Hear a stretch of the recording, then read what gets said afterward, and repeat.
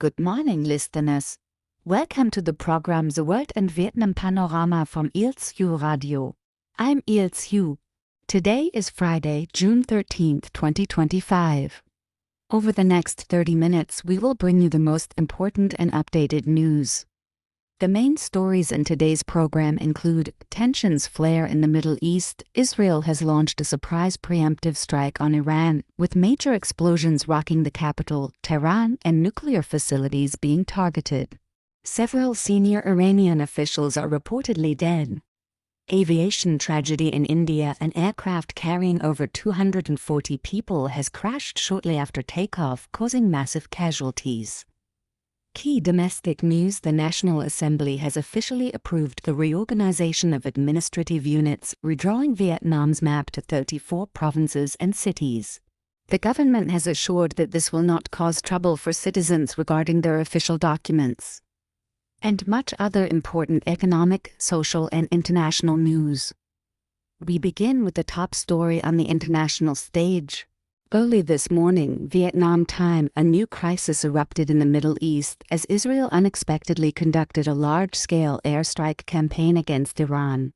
Israel's Minister of Defense confirmed that the Israel Defense Forces (IDF) have launched a preemptive strike operation named Nation of the Lion. A series of major explosions were reported in several areas of the capital, Tehran, and other Iranian cities. Israel has stated that the campaign's objective is to target Iran's nuclear weapons program and military facilities.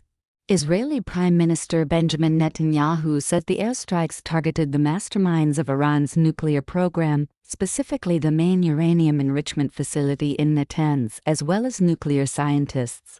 He also affirmed that the operation would continue for several days to completely eliminate what he described as a clear and present danger to Israel's survival. The Israeli military believes Iran is only days away from having enough enriched uranium to build several nuclear bombs.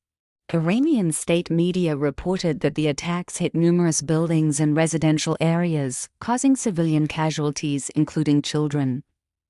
Iran's press TV confirmed fatalities but has not yet released specific numbers. In a particularly serious development, there are reports of heavy losses among Iran's military leadership. An Israeli defense official indicated that the chief of the General Staff of the Iranian Armed Forces, Major General Mohammad Bagheri, along with several senior nuclear scientists, may have been killed. Subsequently, Iranian state media also confirmed that the commander of the Islamic Revolutionary Guard Corps, IRGC, Hossein Salami, was killed in the airstrike. Immediately following the attack, Israel declared a nationwide state of emergency, closed its airspace, and banned all non-essential public gatherings in preparation for a large-scale retaliation from Iran. Sirens have sounded across Israel. Regarding the United States, officials affirmed that Washington did not participate in or support this military campaign by Israel. U.S. Secretary of State Marco Rubio stated that Israel had informed the U.S. in advance, asserting it was a necessary act of self-defense. President Donald Trump has convened an emergency cabinet meeting to discuss the situation. Washington has also warned Iran not to target U.S. interests or personnel in retaliation. Several days prior, the U.S. had begun withdrawing some diplomatic staff and military families from several Middle Eastern countries due to fears of escalating tensions. The international community is expressing deep concern. Australia warned that this action risks seriously destabilizing an already volatile region. The situation is expected to remain complex in the coming hours and days. In other international news, a major aviation tragedy has occurred in India. Yesterday afternoon, June 12th, a Boeing 787-8 Dreamliner from Air India, carrying 242 people on a flight from Ahmedabad to London, crashed shortly after takeoff. Images from the scene show the aircraft was unable to gain altitude, flying low over the ground before crashing into a residential area, hitting a medical university dormitory, and exploding into a massive fireball. The crash resulted in immense casualties. According to initial reports, at least 290 people were killed, including passengers on the plane and students and residents on the ground. A single passenger is believed to have miraculously survived and is receiving medical treatment. India's Civil Aviation Authority confirmed that the flight crew issued a Mayday distress call just before losing contact. Both pilots were highly experienced. The cause of the tragedy is under urgent investigation. Aviation experts have proposed several initial theories, including the possibility of a severe engine failure, a malfunctioning flap system, or a collision with a large flock of birds right after takeoff.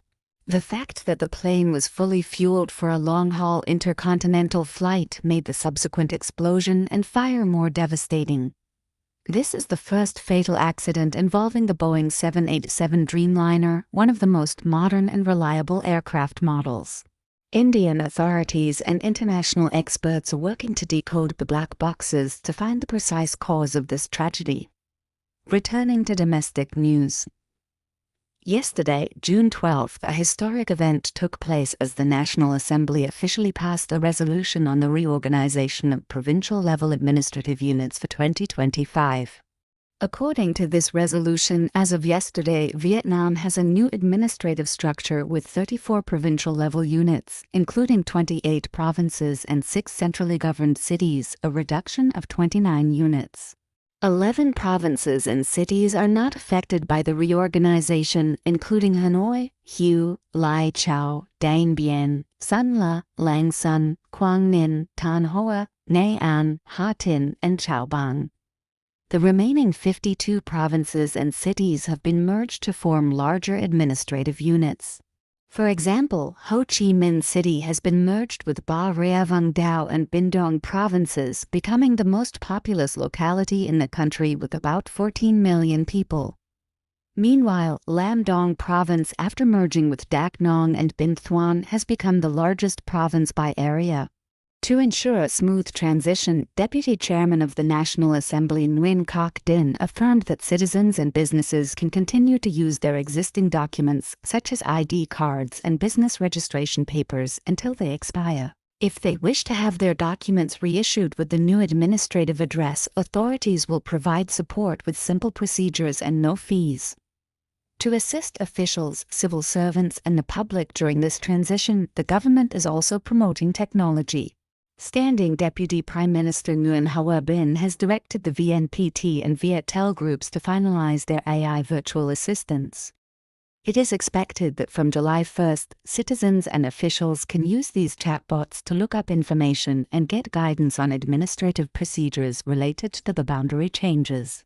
On the economic front, there are many positive signs that Vietnam continues to be an attractive destination for major investors.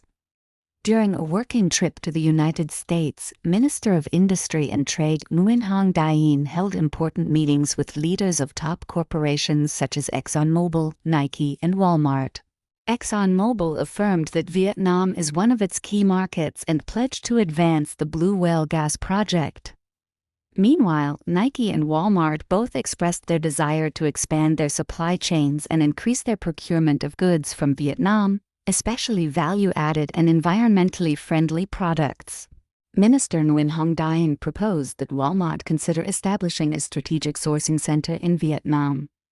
In good news for millions of workers, from July 1st, 2025, pensions will be adjusted for the third time under the new law on social insurance. This adjustment will prioritize those with low pension benefits and those who retired before 1995, aiming to narrow the pension gap between generations. In the gold market, SJC gold bar prices this morning are listed at around 119 million dong per tael for sellers. World gold prices have also risen sharply due to geopolitical instability, currently at about $3,387 an ounce, which is equivalent to 111 million dong per tael. Thus, the gap between domestic and international gold prices has narrowed to about 8 million dong per tael. In technology, artificial intelligence AI remains a hot topic. A report just published in Hanoi predicts that AI could contribute up to $130 billion to Vietnam's economy by 2040, primarily through productivity improvements and cost savings. However, the dark side of AI is also becoming more apparent. Cybersecurity firm AIM Security has just discovered a serious vulnerability named Echo Leak in the Microsoft Copilot virtual assistant. This flaw allows hackers to steal sensitive user data with just a single email without the user needing to click on any links. This is the first recorded zero-click attack targeting an AI agent, raising concerns about information security in the digital age. The final part of our program includes some noteworthy social and cultural international news. In Japan, a rice shortage crisis is causing many difficulties. The price of rice has nearly doubled compared to last year, forcing many schools to cut back on rice in meals and supermarkets to limit purchases. The cause is believed to be a drop in production after a record-breaking hot summer and a surge in demand. In good news for Vietnamese students, Malaysia has officially added Vietnam to its list of countries eligible for a post-graduation work visa. Accordingly, Vietnamese students who have completed a bachelor's degree or higher in Malaysia will be allowed to stay in the country for up to 1 year to find employment. In entertainment, artist Hong Dao will make an impressive comeback in the Vietnamese-Korean co-production film Mang Mi Đi Bo. She will play an elderly mother with Alzheimer's disease, a role that demands deep psychological portrayal and promises to be very moving for the audience. In Hanoi, despite the hot weather, artists from the show Call Me By Fire, such as Subin and Tuan Hong, are actively rehearsing for 2 major concerts this weekend. And finally, an interesting archaeological discovery in Israel. Archaeologists have found an extremely exquisite 1,700-year-old Roman-era marble sarcophagus featuring intricate carvings from Greek mythology. That information concludes this morning's The World in Vietnam Panorama program. Thank you for listening. We wish you a productive day and a peaceful weekend. Goodbye, and we hope you'll join us for our next broadcast.